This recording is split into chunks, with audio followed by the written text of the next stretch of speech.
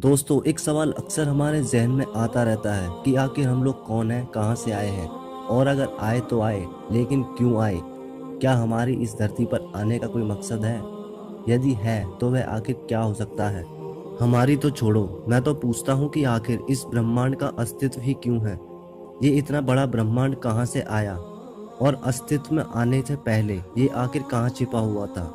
इन सभी सवालों के जवाब तो हमें मिले नहीं, और अब एक और नया सवाल आ खड़ा हुआ है कि जिस दुनिया में हम जी रहे हैं, क्या वो असली है भी, या असलियत कुछ और ही है? या हो सकता है बस हमारा दिमाग ही असली हो, और ये बाकी दुनिया उसी के द्वारा बनाई गई एक उपज मात्र हो। और यदि हम सिमुलेशन हाइपोथेसिस को सही माने, तो एक सवाल उठकर सामने जरूर आता है कि आखिर बच्चे कैसे पैदा हो जाते हैं। आप सभी को पता होगा कंप्यूटर वायरस के बारे में।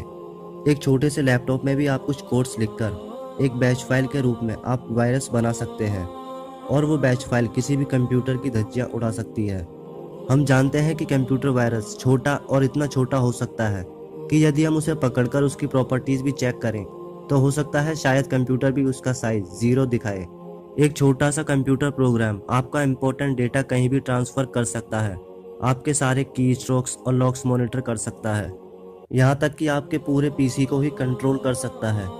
हो सकता है ऐसा ही कुछ होता हो स्पर्म के साथ, जो कुछ कोड्स लेकर चलता हो और फीमेल के स्पर्म पर जाकर कब्जा कर लेता हो, और फिर कुछ ऐसा किया जाता हो जिससे एक नए शरीर की उत्पत्ति हो सके। पहले तो ये समझना जरूरी है कि ब्रह्मांड पहले बना, बाद में हम लोग आए। ब्रह्मांड के बिना हम कहीं रह भी नहीं सकते थे। बिग बैंग को भी भूल जाओ। जीवन की उत्पत्ति के लिए हम किसी बिग बैंग का इंतजार नहीं करेंगे, और ना ही कर सकते हैं। आखिर कौन अप्रूव करेगा कि ये सब सच है? कौन गारंटी देगा कि ब्रह्मांड अनंत है? जब ब्रह्मांड अस्तित्व में आया, और जब कहीं भी कोई भी जीवन नहीं रहा होगा, ये बड़ी ही डरावनी कल्पना है। आप महसूस कीजिए, समस्त ब्रह्मांड है, लेकिन उसे देखने वाला और महसूस करने वाला कहीं भी कोई भी मौजूद नहीं है। तो ये सारा के सारा आडंबर किस लिए, क्यों बना? आखिर क्या रीज़न है इस ब्रह्मांड के बनने का? आखिर कोई भी चीज़ बेमतलब के कैसे हो सकती है? उस समय हम सब इंसान और सारा जीवन कहाँ था? लेकिन तभी एक इंसान पैदा हुआ, न जाने कहाँ से आया वो। उसने एक सच देखा जो उसे दिखाई देता था, जिसे वो छू सकता था, महसूस कर सकता था। और ये सच वो खुद नहीं देख रहा था, कोई और ही उसे दिखा रहा था। क्योंकि वो खुद पैदा नहीं हुआ, किसी और ने उसे पैदा किया है। क्योंकि ये आंखें भी किसी और ने ही उसे दी हैं, ताकि वो देख सके कि भाई देख, तू ऐसी भी एक दुनिया मौजूद है जो वाकई एग्जिस्ट करती है।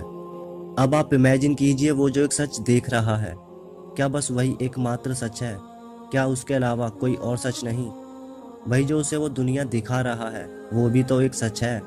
उसकी भी तो अपनी कोई अलग दुनिया होगी। क्या गारंटी है कि यह ब्रह्मांड जहाँ तक भी बसा है, वह केवल एक सच है? अगर ये ब्रह्मांड सच है, तो न जाने और भी कितने ऐसे सच होंगे। हो सकता है उन सच से हम अभी अनजान हैं। और ये भी हो सकता है कि इससे पहले इंसान किसी और तरह के सच से जूझ रहा हो। मतलब इस दुनिया, इस ब्रह्मांड से पहले किसी और ही दुनिया में रहा होगा। यह ब्रह्मांड अनंत हो सकता है।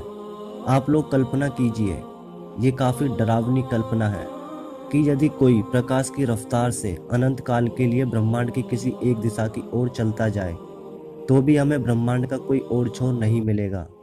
ये तो ब्रह्मांड हमें डिमोरलाइज कर रहा है। ये हमें मजबूर कर रहा है कि हम इसको नहीं जाने, इसके परे की सच्चाई को ना जान पाए। क्या हमारा शरीर वास्तविक है? हो सकता है हमारा शरीर कोई झूठ हो, या फिर कोई भ्रम।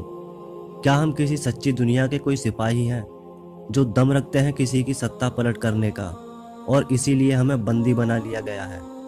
आप खुद ही सोचिए, आपका दिमाग जो भी चीज़ कर सकता है, सोच सकता है, क्या आपका शरीर वो चीज़ कर सकता है? नहीं। या तो फिर हम किसी एक्सपेरिमेंट का हिस्सा हैं जो हमारे ऊपर हो रहा है, या हो सकता है कि हम कोई हाइब्रिड रोबोट्स हैं जो किसी और ने बनाए हैं। लेकिन जो कुछ भी हो, मैं इतना ज़रूर कहना चाहूँगा कि हम जो कोई भी हैं, हम लोग हैं काफ़ी खतरनाक। क्योंकि जिनको भ्रम में रखने के लिए इतने विशाल और खतरनाक ब्रह्मांड की रचना की गई हो, वो वाकई में ही कुछ तो होंगे ही। हम सभी को पता है कि इस दुनिया में कुछ लॉज काम करते हैं, जिन्हें हम फिजिक्स के लॉ कहते हैं, जिसे देखकर लगता है कि हमारी इस दुनिया को काफ़ी सोच समझकर बनाया गया है। हमें आंखें दी गई हैं क्योंकि प्रकाश मौजूद है, नर्वस सिस्टम और सेंसेस भी दी गई हैं ताकि हम अलग अलग चीज़ों को इन सेंसेस द्वारा छू और महसूस कर सकें। जुबान दी गई है ताकि हम किसी चीज़ को टेस्ट कर सकें। इस नज़रिए से देखा जाए तो इस ब्रह्मांड के अनुसार हम बने हैं, ना कि ब्रह्मांड हमारे अनुसार बना है। यानी कि ये ब्रह्मांड हमें चला रहा है।